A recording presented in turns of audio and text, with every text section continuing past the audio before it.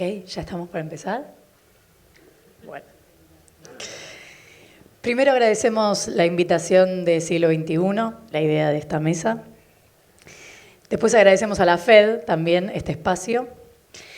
Y faltando una semana para las PASO, faltando 2 meses, 3 meses para saber quién será el próximo presidente, vamos a dejar por un rato de hablar de números, vamos a dejar un ratito de hablar de números, vamos a hablar un poco del análisis de lo que puede pasar después de las elecciones, si hay efectivamente 2 ideas en pugna, 2 países en pugna. Bueno, vamos a tratar de entender un poco qué es lo que sucede. Amo decir vamos cuando los que van a hablar son otros, es mucho más fácil.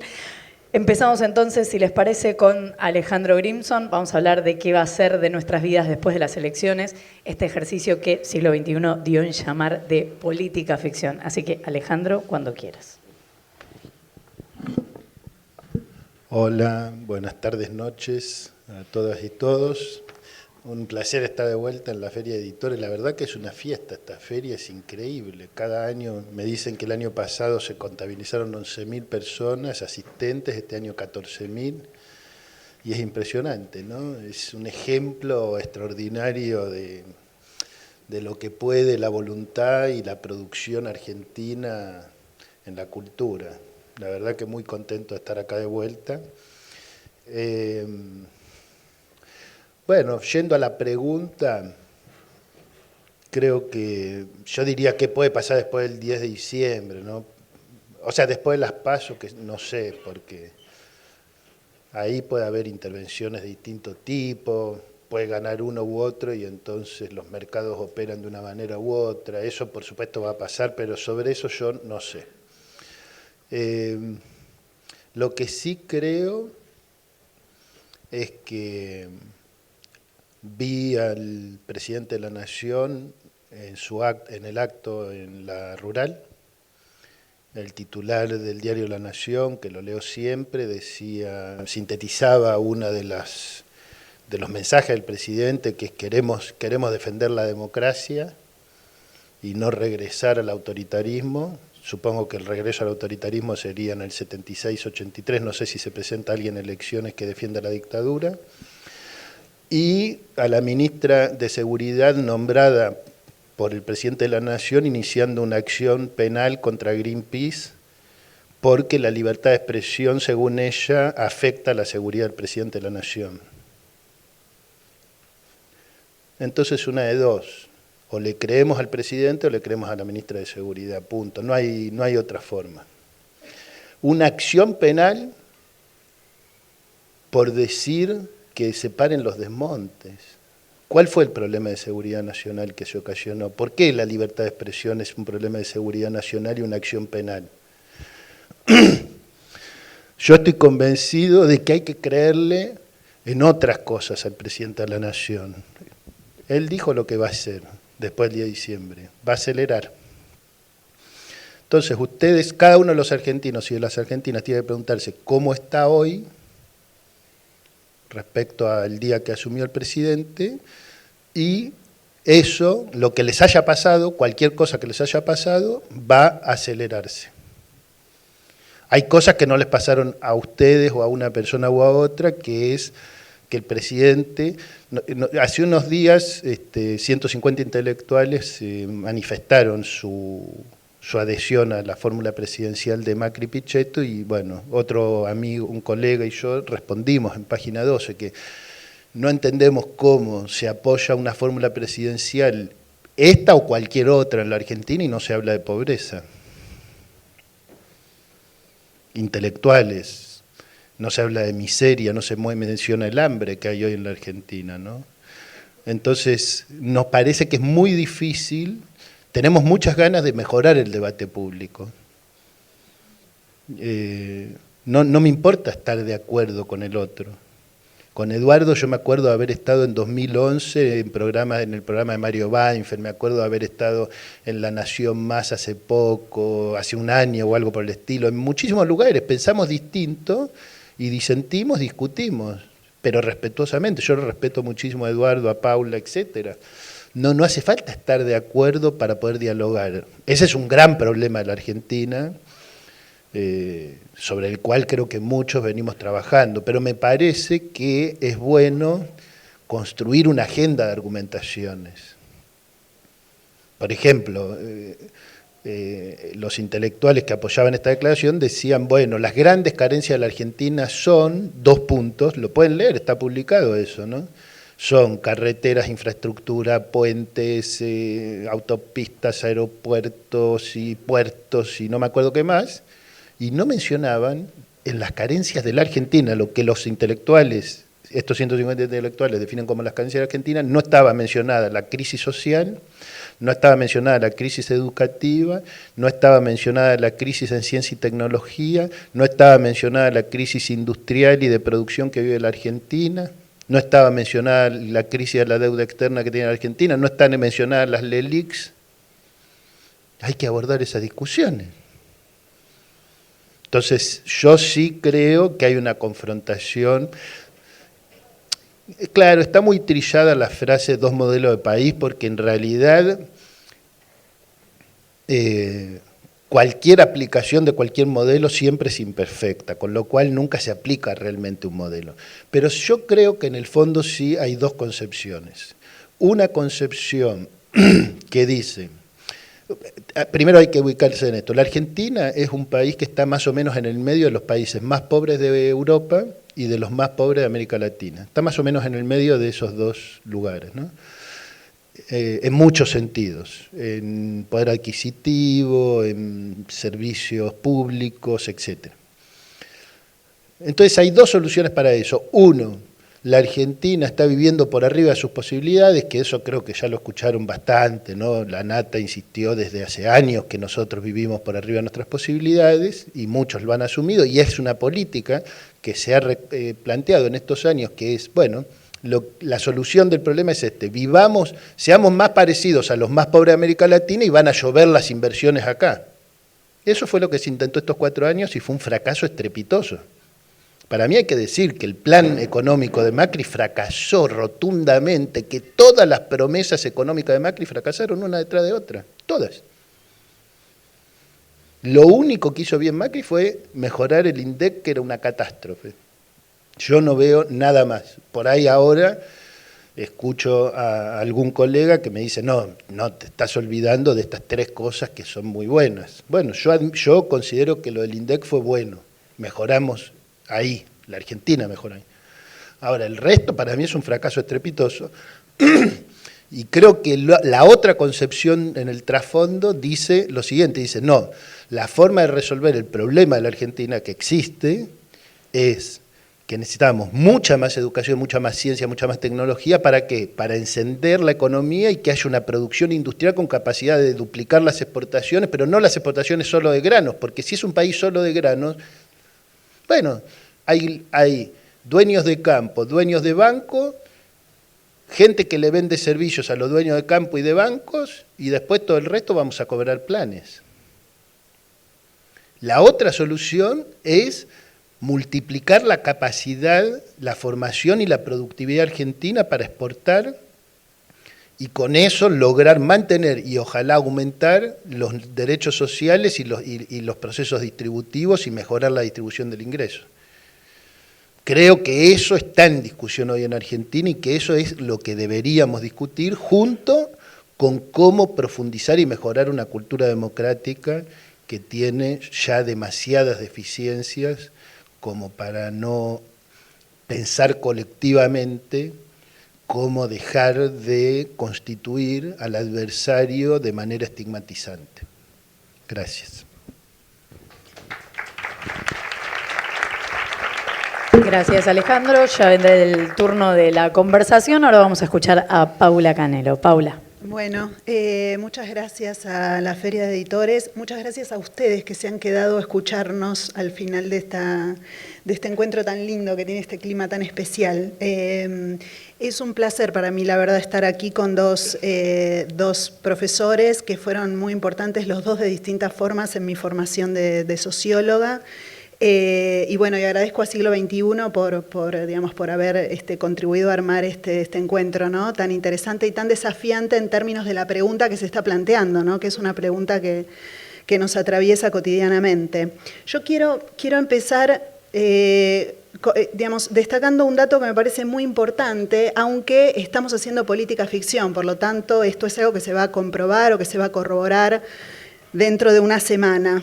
Me parece que hay una idea muy general que atraviesa tanto al oficialismo como a la oposición, que es la de que Cambiemos sigue siendo competitivo electoralmente a pesar de, ¿no?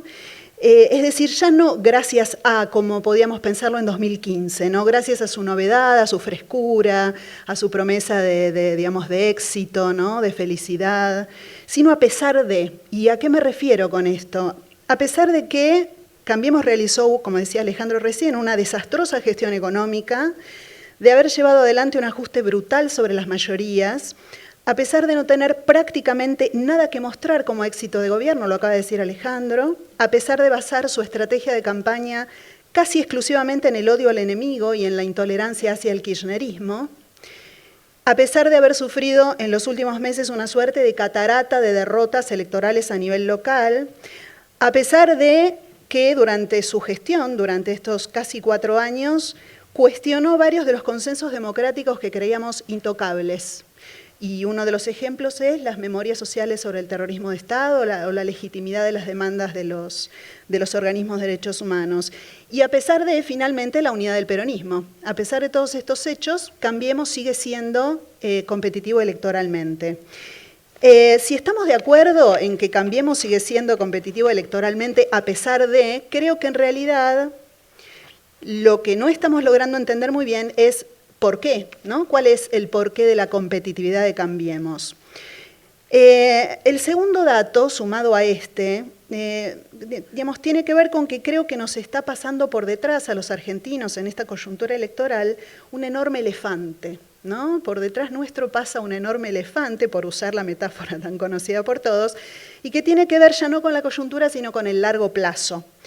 Tenemos que recordar que en 2015, por primera vez en nuestra historia, los argentinos alumbramos un partido de derecha que triunfó en 2 elecciones nacionales libres y competitivas, en 2015 y en 2017, y que de esta forma los argentinos rompimos con uno de los datos más sobresalientes de nuestro sistema político, que nos distinguía en el concierto latinoamericano, ¿no? La ausencia de este partido de derecha en la Argentina era algo así como la normalidad de la anormalidad argentina, ¿no? ¿Por qué? Porque explicaba varias singularidades. Por ejemplo, la recurrente inestabilidad de nuestro sistema político, ¿no? Especialmente la intervención permanente de las Fuerzas Armadas, y en segundo lugar también explicaba las limitaciones de nuestras clases dominantes.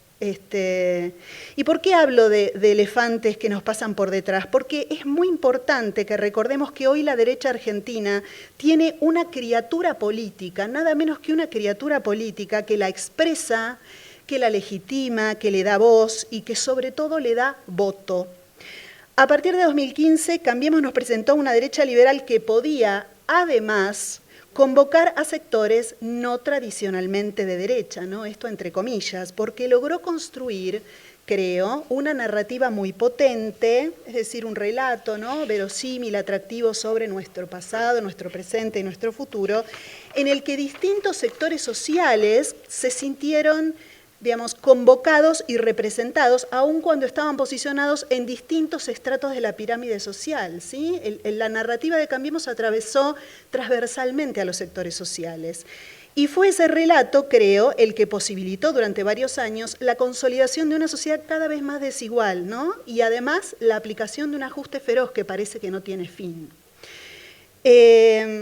Me parece que sobre esta derecha hicimos algunos diagnósticos equivocados y que estamos a tiempo de cambiarlos, ¿no? Creo que si nos detenemos por un momento en el escenario de fines de 2015 y principios de 2016, ¿cómo explicamos el éxito de Cambiemos? ¿Como consecuencia de un golpe de suerte o de una anomalía pasajera? ¿Se acuerdan de los debates de ese momento?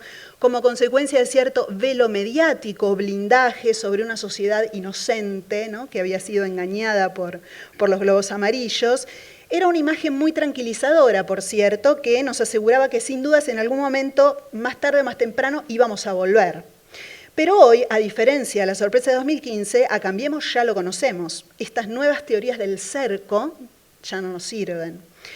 Me parece que hoy, a 4 años de aquella escena de 2015, es necesario aceptar la legitimidad y la perdurabilidad de las adhesiones a Cambiemos, que sin dudas van a seguir allí luego de las elecciones que vamos a tener a fin de año. Hoy, a una semana de las PASO, creo que estamos frente al hecho de tener que aceptar que no son solamente las fake news o el blindaje mediático o el FMI o los socios económicos poderosos, ¿no? Como venimos repitiendo desde 2015.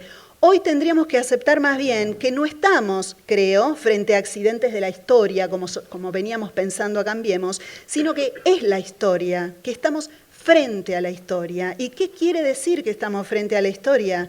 Que hay evidencia de sobra para pensar, y creo que es deseable y necesario aceptar, y sobre todo importante que toda la oposición política, Cambiemos, lo comprenda, que esta coyuntura política y social argentina prepaso, con Cambiemos aún competitivo electoralmente, es síntoma de transformaciones muy profundas en la sociedad argentina, que Cambiemos fue un escalón y una bisagra en estos cambios al mismo tiempo, que es un emergente, pero que también es un catalizador de estos cambios. Cambiemos le abrió la puerta, representó y les dio voz a demandas, expectativas, legitimidades, sentidos comunes que ya estaban presentes desde hacía largo tiempo entre nosotros y que otras fuerzas políticas no lograron ni entender ni representar. ¿Cuáles son estos cambios? Ustedes me dirán, ¿no? Bueno, voy a referirme muy brevemente. El primero creo que es la hiperindividualización. El segundo es la preferencia por la desigualdad. Y el tercero es la derechización. Las trabajo bastante detenidamente en el libro que publicó Siglo XXI. Sobre la hiperindividualización, voy a decir simplemente que Cambiemos radicalizó o exasperó este proceso de individualización de nuestra sociedad que se venía gestando por lo menos desde la última dictadura cívico-militar, ofreciéndonos, por ejemplo, ¿no?, arquetipos, modelos sociales como los CEO y los emprendedores. Y se trata de una individualización de largo plazo que viene desde la última dictadura, que atraviesa con mucha claridad los años menemistas y que también se da durante los años kirchneristas, sobre todo como consecuencia de ciertos ascensos sociales y accesos al consumo. En cuanto a la preferencia por la desigualdad, me parece que Cambiemos fue el síntoma de que gran parte de nuestra sociedad ha comenzado efectivamente a preferir la desigualdad y a quienes la garanticen, aunque como afirma Dubet, que es digamos, quien ha ideado esta idea tan perturbadora, ¿no?, sigamos insistiendo en decir lo contrario. ¿Por qué? Porque creo que la principal promesa que sí cumplió Cambiemos, porque no es verdad que Cambiemos no cumplió todas las promesas, fue la de la restauración de las jerarquías sociales, que habían sido vulneradas por la politización de las desigualdades del kirchnerismo. Ante los malestares que derivaban de esta sociedad sobrepolitizada del kirchnerismo, vastos sectores sociales optaron deliberadamente, adhirieron a las supuestas seguridades, entre comillas, de una comunidad que estuviera basada en la desigualdad, de una comunidad que nos mantenga a salvo del otro, del diferente. ¿Qué será de nuestras vidas después de las elecciones? Y voy a tratar de cerrar con esto. Bueno, vamos a seguir estando todos, ¿no? Digamos, seguramente no va a haber ninguna... Bueno, porque la idea de grieta nos lleva siempre a la idea de abismo, ¿no?, y de catástrofe, pero me parece que vamos a seguir estando todos, y con esto quiero decir también que los principales protagonistas de la polarización van a seguir estando. El peronismo va a seguir estando, no sé si unido o no. Cambiemos va a seguir estando, no sé si bajo la forma de Cambiemos, Juntos por el Cambio, más derechizado, menos derechizado, pero vamos a seguir estando todos los protagonistas de esta historia. Y además porque me parece que tendemos un poco siempre al pensamiento mágico, ¿no? Pierden las elecciones y se van para siempre, ¿no? Bueno, esto no va a pasar. Gane quien gane las elecciones generales, creo que se va a encontrar con esta sociedad transformada, hiperindividualizada, derechizada y con preferencia por la desigualdad. Y a esa sociedad, señores, hay que gobernarla. Hasta ahora creo que Cambiemos ha demostrado leer mejor esos cambios y tuvo además 4 años para profundizarlos, cuenta con una enorme ventaja. Y siempre y cuando, por supuesto, aprenda a manejar la economía, ¿no? Y aprenda a refrendar sus propios instintos predatorios de élite, que es al mismo tiempo élite económica y élite política, ¿no? Cosa que demostró ser su talón de Aquiles verdaderamente. Y quiero referirme especialmente al peronismo, ¿no? Creo que el peronismo, especialmente el kirchnerismo, tuvo durante muchos años muchas dificultades para entender a Cambiemos y que, digamos, así como señaló Marcos Peña alguna vez, definiendo a Cambiemos, no logró interpretar las señales de este animal nuevo en el zoológico, ¿no? Esta es la forma en la cual Peña se refirió alguna vez a Cambiemos, me pareció una metáfora muy potente, ¿no? Que digamos, un animal nuevo en el zoológico que viene con una señalética política nueva, ¿no? Como trabajo un poco en el libro. Y tuvo el peronismo, el kirchnerismo más especialmente, dificultades para reconocer los cambios de esta sociedad transformada que Cambiemos le mostró. He escuchado por ahí, todavía no lo entendimos y ya tenemos que ganarle, ¿no? Qué gran cuestión, ¿no? Me parece que efectivamente ese es uno de los desafíos.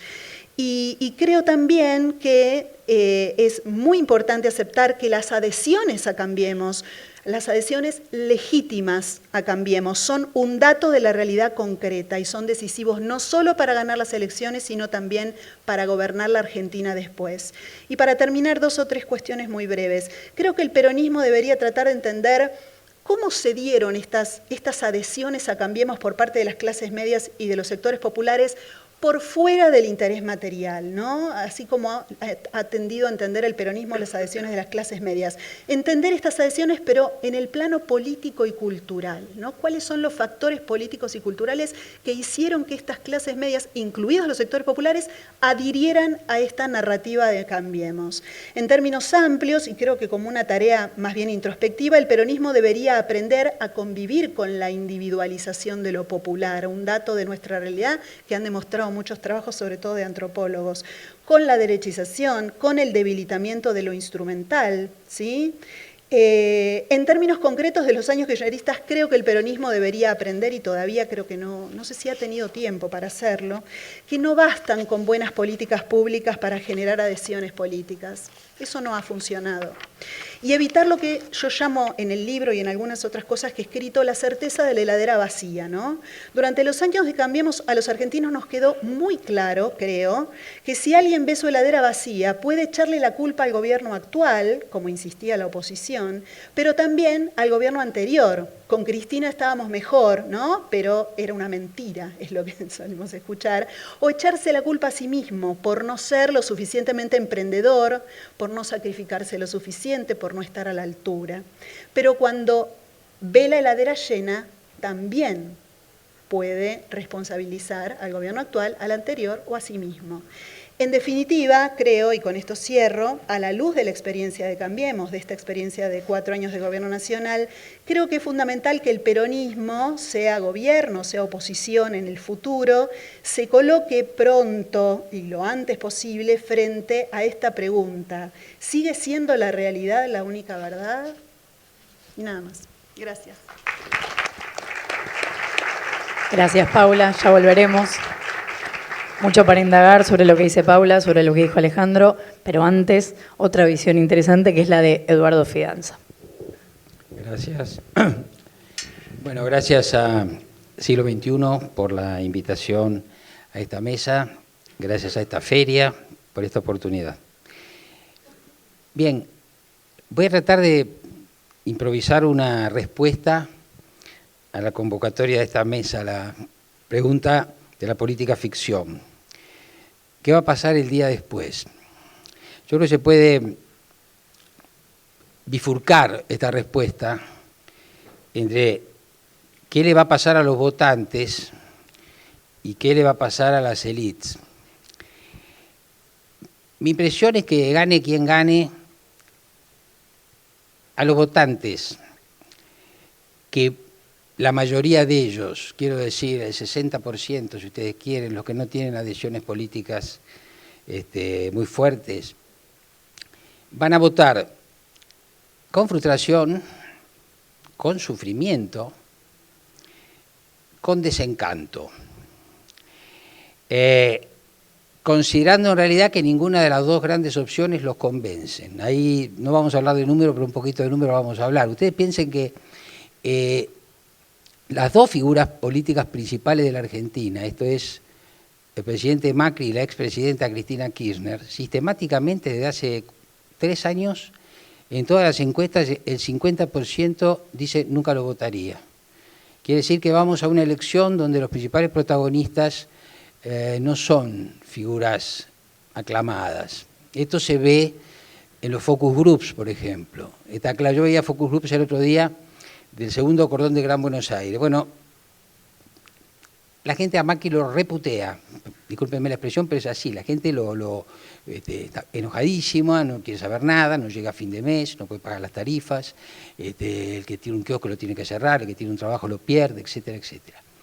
Eso no significa, sin embargo, que la gente corra a abrazarse a Cristina. Yo me acordaba de algo que dice Laclau en La Razón Populista, que dice: el cemento del populismo es el amor. No se ve, así como se ve rechazo a Macri no lo queremos, a Macri lo detestamos por lo que nos hizo, no hay afecto que yo sepa por Cristina, en el votante medio, en el que va a ir a votar por fuera, por cierto, la gente que es militante, que la gente que está más próxima al cristinismo, que yo la quiere a Cristina, como del otro lado una minoría lo quiere a Macri, pero en el medio está ese votante que padeció todo esto y que de alguna manera se da cuenta de la estafa que en realidad la planteó Durán Barba. Esta es una carrera para ver quién es el menos malo. En un contexto y en un país que está en una situación dramática. Está en una situación dramática. Entonces, bueno, ¿qué va a pasar entonces con los votantes? Y yo les digo, mi impresión, yo no soy economista. Para ganar esta elección, Cambiemos o el gobierno no está reparando, se puede aplicar, el fin justifica los medios. Están haciendo una distorsión de su propia política, de la lógica de su propia política económica, cuyo destino es alguna forma de explosión de alguna bomba que están cebando, ¿no es cierto? El dólar pisado, las tarifas congeladas, las LELIQs que generan una necesidad de emitir para pagar mensualmente miles y miles de millones, con una bicicleta financiera gigante. Entonces, esto, ¿no es cierto?, la gente lo va a padecer cuando esto se desarme o haya que desarmarlo, porque Macri es reelegido o porque Fernández alcanza en el gobierno. Esta me parece que es una situación objetiva. No veo que ninguno de ellos tenga posibilidad el 11 de diciembre de decir mágicamente de esto vamos a salir. Si alguno de ustedes sigue lo que yo escribo, lo que yo estoy diciendo y estoy tratando de fundamentar es que no hay dos países. Elegir entre dos modelos de país, a mi modo de ver, es una falacia. Es una falacia. Me parece que hay un solo país con problemas históricos, estructurales, dramáticos, ¿no es cierto?, que en realidad la sucesión de los gobiernos de la democracia, recuperada en el 83, no pudieron resolver. Esto es el votante, a mi modo de ver, el día después del votante. Ahora, después está el día después de las élites, de los especialistas, de los que van a escribir la historia que luego leeremos, y ahí yo sí diría que hay dos consideraciones o una consideración que hacer, y acá recién se acaba de mencionar. Si Macri, Cambiemos, llegara y obtuviera la reelección, entonces va a haber un cimbronazo desde el punto de vista político, porque entonces la sociedad argentina habrá confirmado que quiere este tipo de gobierno, digamos del centro hacia la derecha. Yo no creo que sea un gobierno de derecha, pero esta es otra discusión. Un gobierno del centro a la derecha lo quiere, lo aprecia, lo reelige, siempre la mitad de la sociedad, no los argentinos, la mitad de los argentinos, como fue la mitad de los argentinos en 2015, pero como la democracia termina en un recuento, será esto lo que la Argentina quiere. Entonces habrá que replantearse muy bien las estrategias, ¿no es cierto?, de la oposición, las estrategias de la centro-izquierda argentina para, en el caso de perder las elecciones, cómo recuperar el poder. Y ahí viene una cosa que también hay que considerar, que es la hipótesis de Torcuato Di Tella sobre qué puede pasar en la Argentina si se consolidara un centro-derecha y entonces la respuesta es un centro-izquierda, ¿no? Es un centro que es de alguna manera un conglomerado donde estará lo que quede del kirchnerismo, cristinismo, si pierden, el peronismo y tal vez algunas fuerzas de izquierda que puedan converger. Entonces, vuelvo, puede suceder que si es la reelección de Macri, entonces vayamos a un replanteo de la política en la Argentina. Puede suceder, en cambio, que sea un gobierno de los Fernández y ahí se abren una cantidad de interrogantes que habrá que analizar, ¿no es cierto? Se puede resolver la cuestión de que la jefa política designó en el cargo de candidato a presidente a un delegado. Se puede resolver el problema que hay adentro de esa fórmula, que es un problema que el peronismo tuvo durante muchos años, que es que hay un sector dentro del peronismo, o dentro, en este caso, del kirchnerismo, con Alberto Fernández, que es un centro hacia la derecha más moderado, y una izquierda. Se puede resolver Kicillof versus Nielsen, ¿se puede resolver? No lo sé. Es difícil, ¿no es cierto? Esa heterogeneidad es muy difícil. Yo le llamé a la decisión de Cristina jugada táctica brillante, cosa que lo podemos reiterar, táctica brillante. Ahora, la estrategia me parece que es bastante complicada. Y termino con esto, que es algo que me parece que está más lejos, más en el trasfondo, tal como yo lo estoy pensando. ¿Qué es lo que pasa? Pasa que vivimos en el sistema capitalista. Pasa que el capitalismo, llegando a la tercera década del siglo XXI, no tiene alternativa. Y si ustedes quieren, tiene una alternativa que es China, que es un capitalismo donde la gente no va a votar. O sea que estamos en este sistema. El debate es, ¿puede el capitalismo ser un poco más satisfactorio? El resultado en el mundo es que el capitalismo está siendo insatisfactorio, no está atendiendo las necesidades populares promedio, está generando además un desastre ecológico, está generando crisis, ¿no es cierto?, cada tantos años. Bueno, muy bien. De ese escenario, vengamos a la Argentina. Y a mí, y con esto empiezo a terminar, me gusta recordar, yo enseñé 25 años la teoría de Weber en la facultad, y el maestro Weber siempre tiene algo que decirnos. Hace 100 años, Weber planteó la contradicción del capitalismo en estos términos. Decía Weber, hay una racionalidad formal, que es la racionalidad de la administración capitalista para las grandes aglomeraciones de población. Racionalidad formal. Hay una racionalidad sustantiva, que es la racionalidad de las demandas de justicia, de bienestar, de reconocimiento. Todo lo que es, lo que deseamos, queremos para nuestra vida, en general, en virtud de valores, no de administración de un sistema.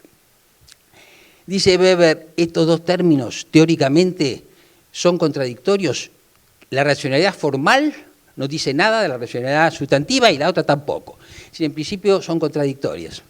Pero en una notita a pie de página por ahí, en lo que yo creo que era un anticipo de lo que después iba a ser el estado de bienestar, Weber dice, algunos países más avanzados resuelven esta contradicción, que teóricamente no se puede resolver a través de políticas de ingresos. O sea, políticas de ingresos. Cuando nosotros decimos keynesianismo, decimos política de ingresos. Cuando decimos capitalismo renano, decimos política de ingresos. Cuando decimos los mejores momentos en general del peronismo y del radicalismo decimos política de ingresos. Ahora Argentina llegó un momento en que las políticas de ingresos no se sostienen. Estamos en una contradicción muy severa, no tenemos fuentes de financiamiento genuinos, no tenemos ingresos por exportaciones que permitan financiar una política de ingresos, estamos realmente complicados en ese aspecto. Esto no es el inicio del siglo XXI, que es con la perspectiva, ¿no es cierto?, de ingresos extraordinarios en virtud del comercio internacional, de los commodities. Esa etapa pasó. Argentina tiene que ir a 2020 con una situación donde sus recursos genuinos son muy difíciles de conseguir. Este gobierno efectivamente implementó un ajuste tremendo. Pero esos ajustes en la historia económica argentina, cuando se devaluaba la moneda el 100%, cuando entonces bajaba el valor de los salarios en dólares y entonces había una recesión brutal, lo primero que subía eran las exportaciones. Se restablecía el valor positivo de la balanza comercial. Había una serie de factores concatenados que hacían que la rueda empezara a rodar. Vean ustedes el desempeño de las exportaciones argentinas. Recuperamos superávit comercial, no porque nuestras exportaciones a partir de la devaluación se proyectaron, sino porque descendieron brutalmente las importaciones por la recesión. Entonces la pregunta es, ¿de dónde Argentina va a sacar el financiamiento? ¿Cómo lo va a hacer? En este contexto tenemos la gente durmiendo en la calle, tenemos pobreza. En un mundo, además, donde la desigualdad cada vez es más significativa. Bueno, muy bien, mi punto de vista, pues yo escribí ayer que los intelectuales, en lugar de firmar solicitada para uno o para otro, tendrían que firmar una gran solicitada para marcarle a las élites todas estas injusticias y distorsiones. A mí me parece que lo que viene, o sería deseable que viniera el día después, es que hubiera cierta lucidez para alguna forma de acuerdo político para encarar los problemas objetivos que la Argentina tiene por delante y que son muy serios. Gracias. Estoy segura que ya tienen respuestas. Antes de darte la palabra, Alejandro, les pregunto a los tres como para que vayan pensando. En los dos últimos libros, el de Paula y el de Alejandro, una idea del sentido común argentino, algo de eso mencionaba Paula. En realidad la inquietud es si a partir de que gane uno u otro, tenemos claro si va a haber y quiénes en todo caso serán los beneficiados de que gane uno u otro, más allá de los votantes, los beneficiados y los no tanto. Les dejo la inquietud y les entrego el micrófono, Alejandro, muchas cosas para responder. Por ahí llego al sentido común, pero me interesó mucho escucharlo a Eduardo y a Paula y quería comentar algunas cosas. Primero, creo que nosotros a veces, es cierto que la Argentina tiene esta tradición dicotómica, federales unitarios, peronismo, antiperonismo, y sobre eso muchos hemos escrito, etcétera. Pero también es cierto que hoy hay niveles de conflictividad política, de polarización política en todo el mundo. Trump es un modelo de Estados Unidos y Sanders era otro modelo de Estados Unidos. No es que los argentinos estamos re locos discutiendo si vamos a seguir por el camino de Macri o si vamos por el otro lado. En todo el mundo se discute eso. Bolsonaro es un camino, Haddad es otro. Es una catástrofe que los sectores progresistas de América Latina hayan vivido situaciones y actos de corrupción inconcebibles. Es una catástrofe. Es una catástrofe que dentro de lo que se llama la izquierda haya sectores autoritarios dispuestos a no respetar las constituciones que esos mismos sectores habían proclamado. Una catástrofe. O sea, la izquierda, el progresismo, como quieran llamar, tienen muchísimos problemas, pero eso no significa que no valga la pena poner la discusión donde la puso Eduardo, que es cómo se hace una política de ingresos sustentable en un país que no tiene sustentabilidad una política de ingresos. O sea, yo partiría de esa pregunta que es un problema.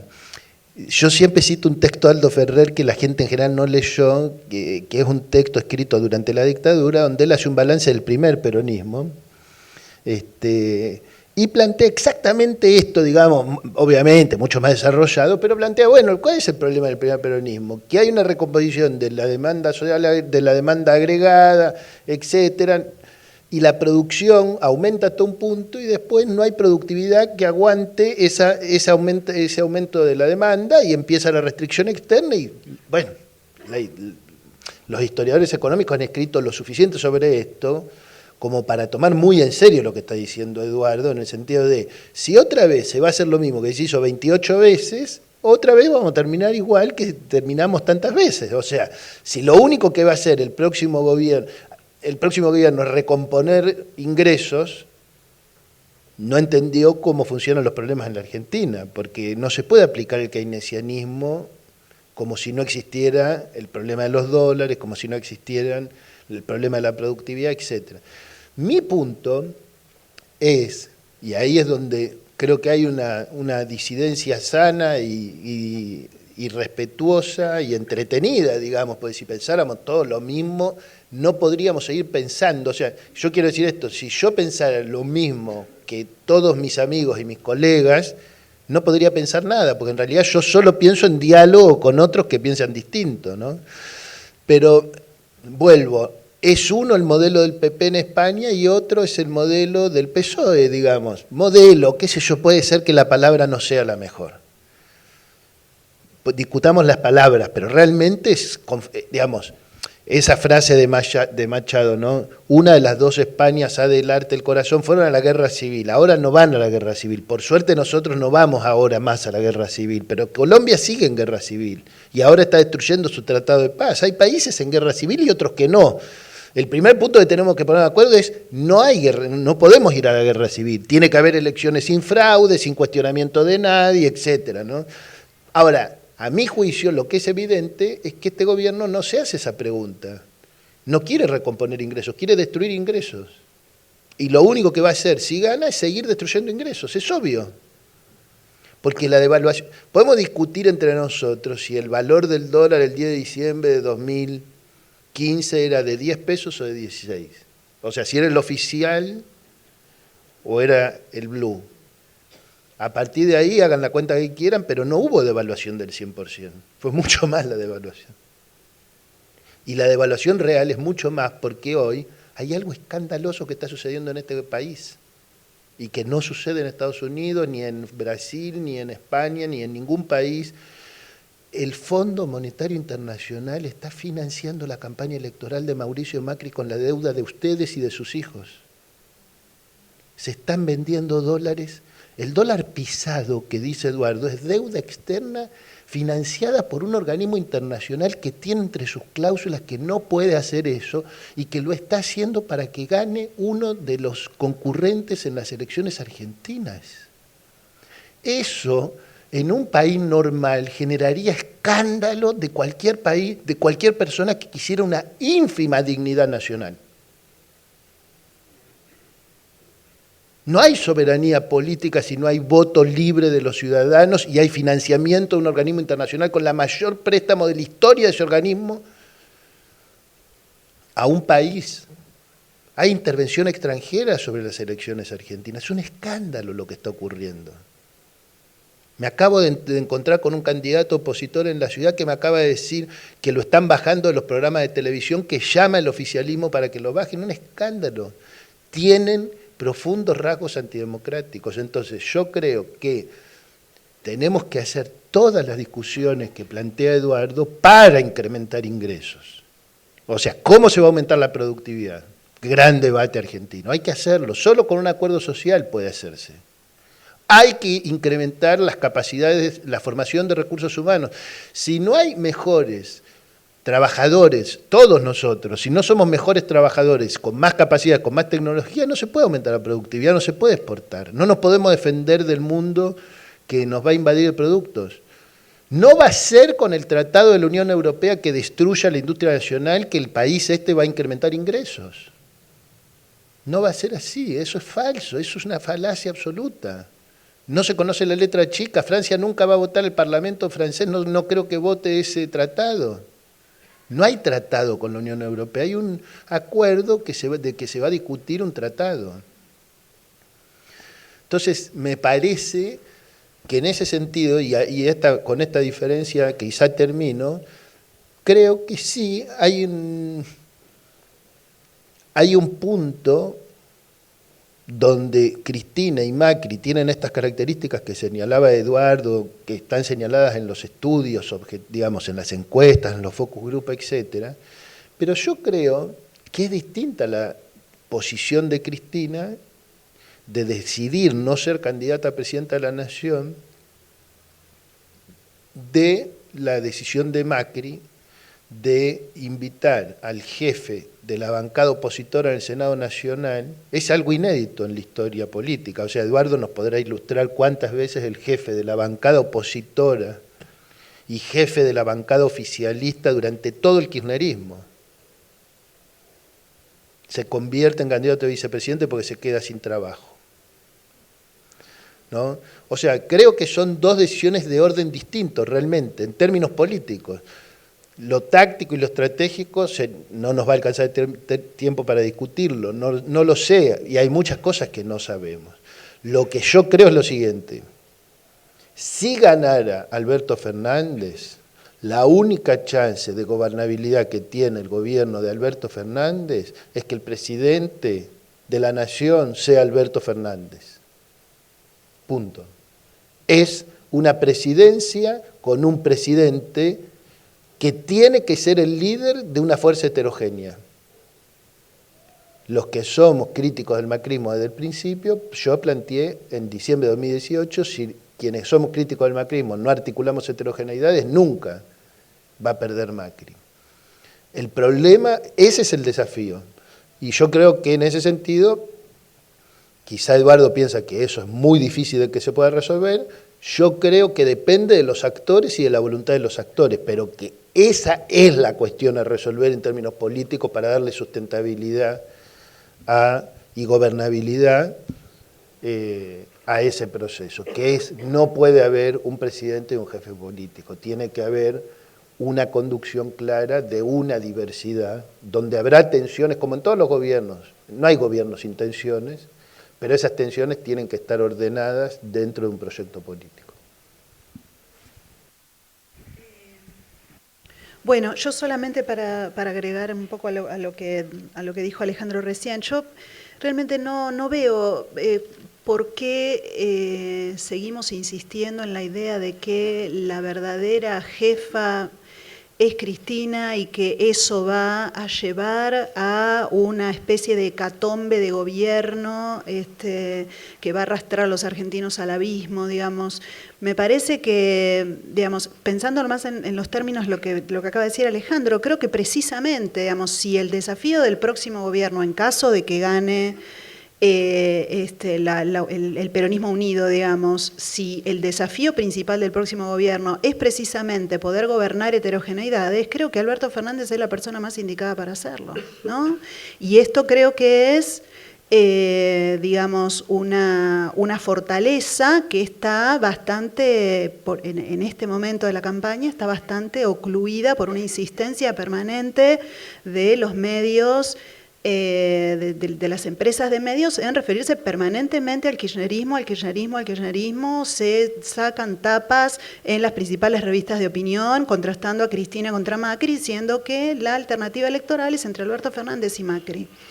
No me parece que los argentinos tengamos que tenerle miedo a las heterogeneidades, al gobierno de las heterogeneidades. Me parece que hemos tenido una mala experiencia con la alianza, pero creo que ya estamos grandes como para entender que no necesariamente va a suceder lo mismo que sucedió durante los años de la alianza. Es como que vemos algo parecido a una coalición y no es como que sentimos que nos vamos a quemar, ¿no? Y me parece que no, que que es un momento en el cual está todo dado como para que surja una nueva forma de gobernar el peronismo, una nueva forma de gobernar la Argentina, ¿no? Y no creo que esta sea la forma de Cristina, al contrario, creo que es la que propone Alberto y creo que es, más allá de todas las críticas que yo puedo hacer, me parece que es el candidato adecuado, creo que es el mejor de los candidatos posibles, ¿no? Me parece que el peronismo, más allá de todos los defectos que ha tenido esta campaña hasta el momento, ha logrado reunir en muy poco tiempo lo mejor que ha encontrado, lo mejor que ha tenido, y creo que esto me parece que lo tenemos que valorar. Y quiero agregar una cuestión que tiene que ver con algo que yo decía antes, me parece que uno de los desafíos, me gusta mucho la idea de Alejandro acerca del gobierno de las heterogeneidades, ¿no? De lograr hacer convivir fuerzas heterogéneas, algunas mucho más intensas que otras, ¿no? Como el kirchnerismo, pero me parece que hay como varias cuestiones que el peronismo, en caso de que sea gobierno, va a tener que comenzar a rever en el sentido de varias de las cosas que ya dije, pero hay dos que me parece que son importantes y tienen que ver con estas transformaciones sociales a las que estamos asistiendo, ¿no? Creo que el peronismo no reconoce o no quiere ver, digamos, esta nueva sociedad, no reconoce todavía los individuos que han sido producidos por estos cambios sociales que yo venía manifestando y de los que no, digo, yo no soy la única que los ha trabajado, hay muchísimos colegas que lo han hecho en forma tal vez un poco más parcial, un poco más especializada, pero creo que digamos que nuestra sociedad se ha transformado y me parece que tomar, digamos, por lo menos dos lecciones de la experiencia del kirchnerismo, que es algo que todavía no veo cuajar en esta nueva fórmula electoral, tienen que ver con esto que decía antes, no es suficiente con el bienestar material, no es suficiente con la redistribución del ingreso, no es suficiente con lograr un acceso al consumo para las mayorías, esto hay que reforzarlo con digamos, con signos políticos, con representación, con cultura, ¿no? Con reconocimiento de esta diversidad que, digamos, que se da no solamente dentro del peronismo, sino también, por ejemplo, en las clases medias argentinas. Me parece que hay ideas, hay valores, y acá retomo lo que nos pedía Florencia sobre el sentido común.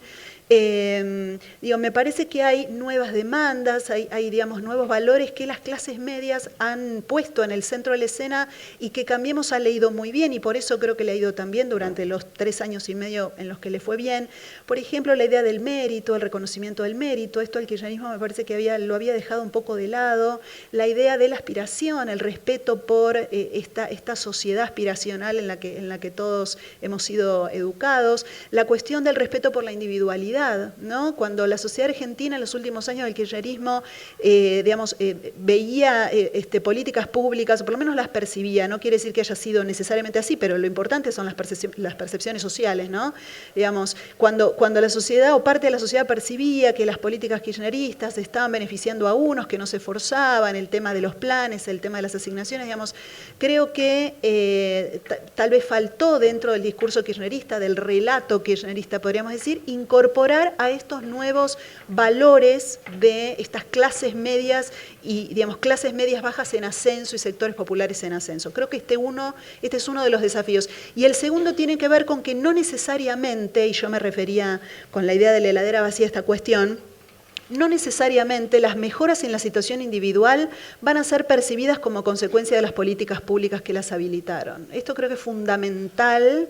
Y creo que va a ser un gran desafío para el futuro gobierno en caso de que este gobierno sea producto del peronismo, ¿no? Eso, básicamente. Estamos en tiempo de descuento, Eduardo, pero si te quedó, no de ninguna manera. Esto es para sociólogos, estudiantes de ciencias sociales. Escuchando a la Paula, pensé que así como Cambiemos tiene su Durán Barba, lo que tal vez necesita Fernández es un Antonio Gramsci. Porque en realidad lo que Paula está diciendo es que si perdiera Fernández es porque la situación material, la situación económica no es una causa suficiente. Que hay otras causas de naturaleza cultural que podrían estar pesando. Yo una vez escribí una columna para caracterizar a PRO, le llamé la victoria del Metrobús sobre la lucha de clases. Pero ahí está representada las dos partes. La lucha de clases es la lucha económica. El Metrobús son muchas de las cosas que Paula comentó. Bueno, como dicen los periodistas, la moneda está en el aire, así que veremos. Suerte para el domingo. Y después también. Gracias Paula Canelo, gracias Eduardo Fidanza, gracias Alejandro Grimson y a todos ustedes, sobre todo, muchas gracias, buenas noches.